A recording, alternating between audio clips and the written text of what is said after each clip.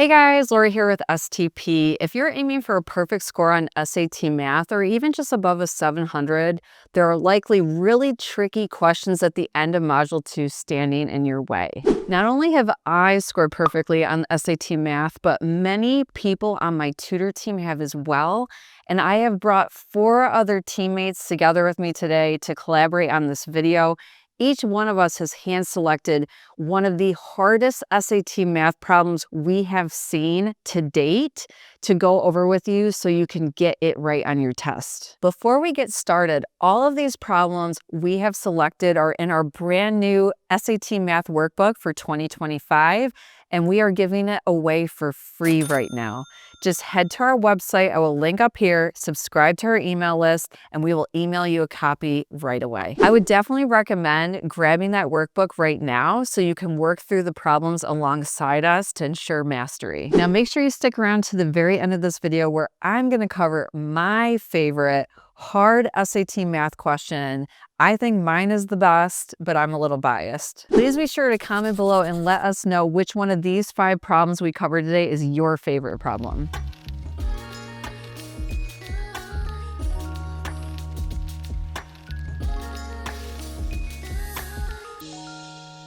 Hi, I'm Andy with STP, and yes, I always look like I haven't slept since 2015. I'm here with question 9 on page 281 of our digital SAT Math Workbook. 2 spheres have a radii in the ratio 12 to 13. The difference in their surface areas is 400 pi square inches. If the volume of the smaller sphere can be written as 𝗣𝗶𝗱, what is the value of v? Okay, so we need to find the volume, but we don't know the exact radius, just the relationship between 2 radii. We also have a relationship with surface area, which is also found with the radius. So I'm guessing we use the information given about the surface area to find the radius of the smaller sphere so that we can then use it to calculate the volume. The problem is that we have 2 unknowns, the radius of the smaller sphere and the radius of the larger sphere. Let's call them x and y for simplicity. We can't solve 2 unknowns in one equation, but we can solve 2 unknowns with 2 equations, and we have enough information here to set up 2 equations. The ratio tells us that x over y equals 12 over 13. And the surface area formula is given to us here. That's not on the formula sheet, so that would be given to you in the problem. But the surface area relationship tells us that the larger minus the smaller should be 400 pi. So we have 2 equations now, both in terms of x and y. So here's where, a couple of years ago, I would have said, now we solved this system of equations with algebra. But I actually would not recommend solving this system of equations. I'd recommend having Desmos solve it. We are, after all, in the year 1 AD, after Desmos, and it is a really powerful tool. The moment you create an equation with 1 variable or a system of equations with 2, Desmos can find the solutions for you. The point of intersection is where both equations are true for the same values of x and y. So we plug these 2 equations in exactly as written. No need to do any manual math with room for error. And the point of intersection is where it is true for values of x and y for both equations. Our smaller radius was x, which is 24. So now we can find the smaller volume. Or more appropriately, Desmos can solve for the smaller volume. 4/3 pi x cubed is 𝗣𝗶𝗱, so v will just be the 4/3 x cubed part. That would be 18,432. And that is the answer. Hope my best friend Des and I were able to help you out here. Follow us if you want to see more problems that Desmos and our strategies can completely annihilate. All right, guys, if you're finding this video helpful, we come out with free content every single week to help you master the SAT. Make sure to smash that subscribe button and notification bell below. Hello everyone, I am Luis and I am a tutor at Strategic Test Prep. Today we're going to work on the question number 9 on the page 244, so I hope that you're ready for some geometry. Here we go. So in the figure shown, AB is equal to 185. So we're going to put that measurements. Then the segments AC is equal 4. And the segments CE is equal 10 units. The question is, what is the area in square units of the triangle ADE? So as you can see, I have two triangles. One that I'm going to call the larger triangle, and this one that is the smaller triangle. I don't have enough information to complete with my formula, A equals 1/2 times the base times the height, because of the largest triangle that I have, only the base is known. I need to find this part, right?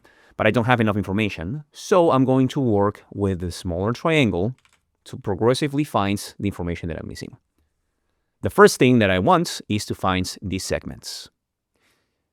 On the triangle ABC, what I can use is the Pythagorean theorem. Remember that when you have two sides of a triangle, you can find the third one using this theorem. This is the hypotenuse. So that means that x squared plus 4 squared is equal to the square root of 185 squared. Almost forgot. Now, clearly this cancels out. And then I have x squared plus 16 equals 185. I subtract 16 from both sides.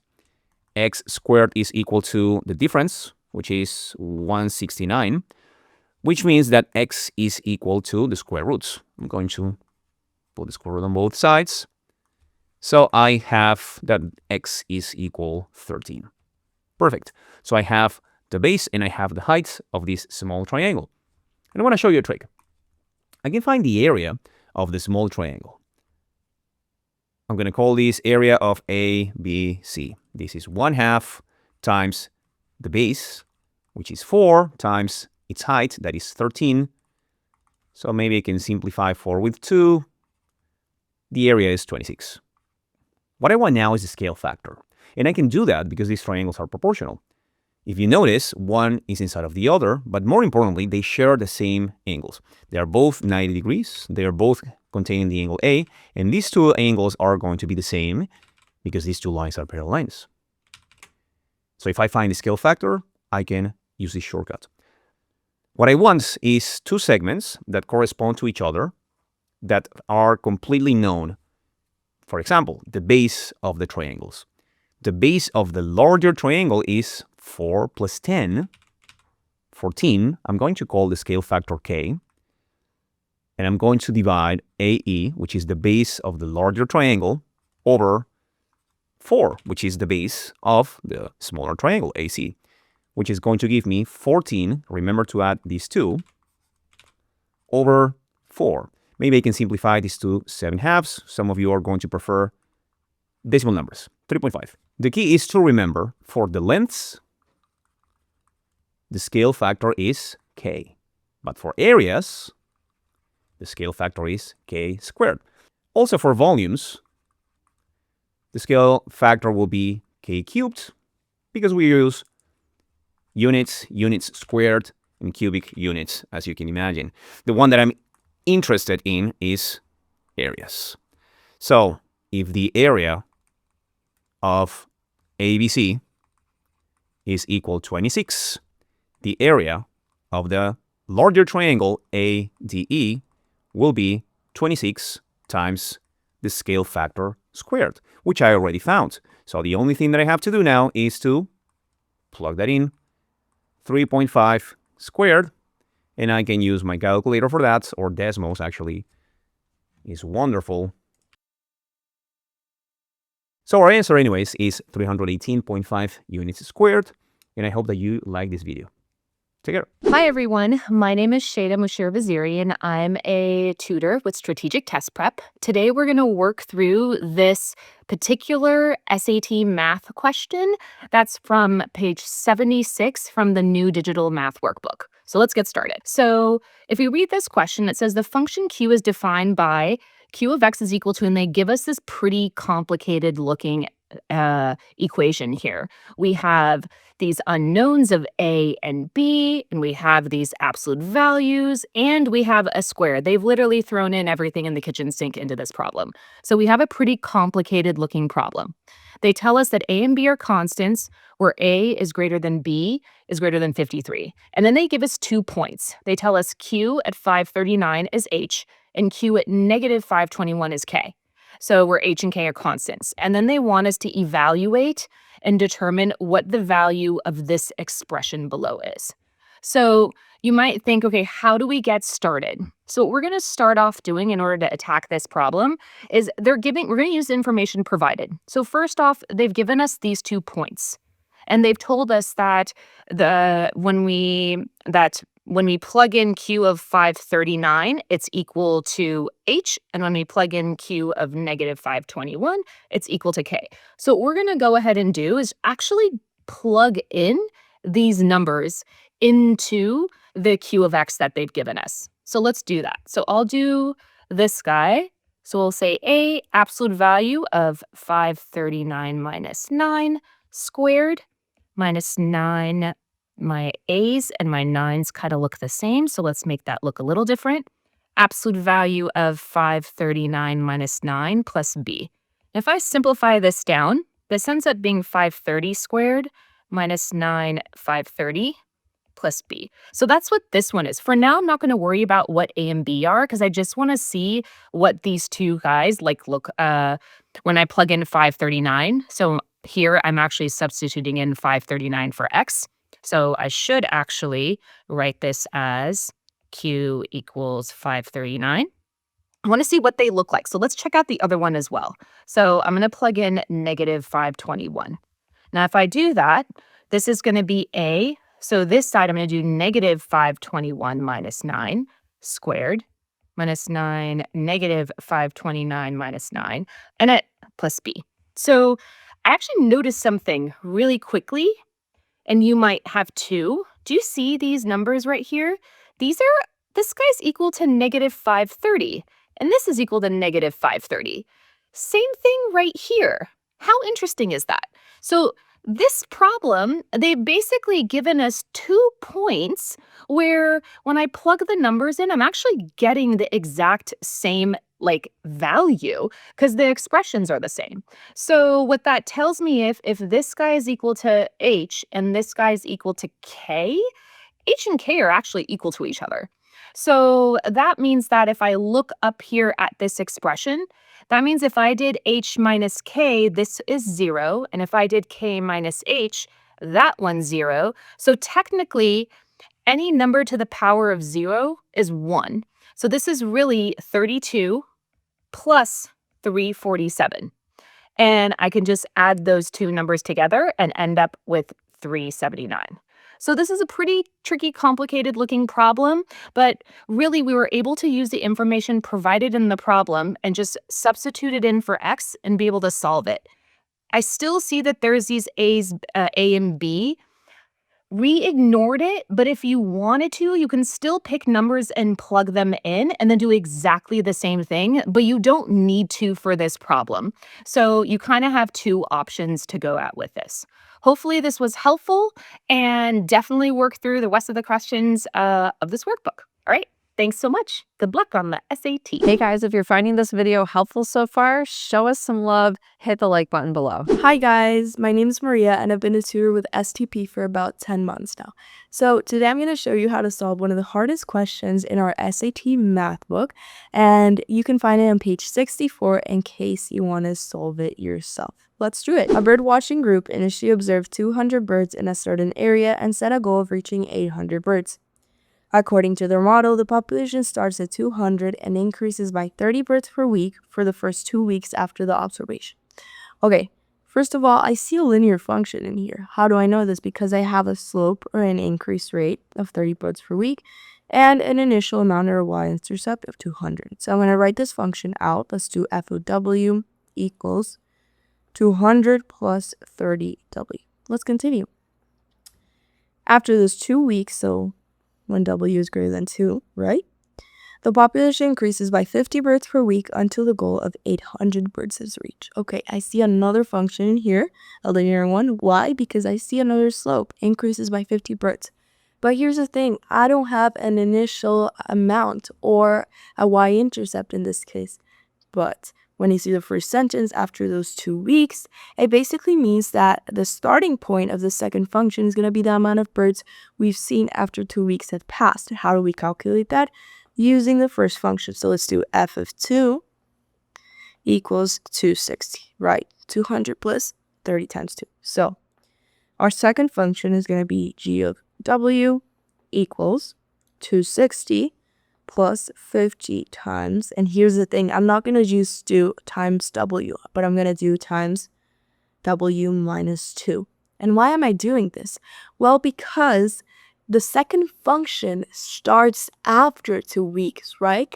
So I cannot count the first 2 weeks. So technically the first week when this increase rate is added or starts, I don't know, functioning is in the third week, right? So technically the third week is the first week when this scenario works, okay?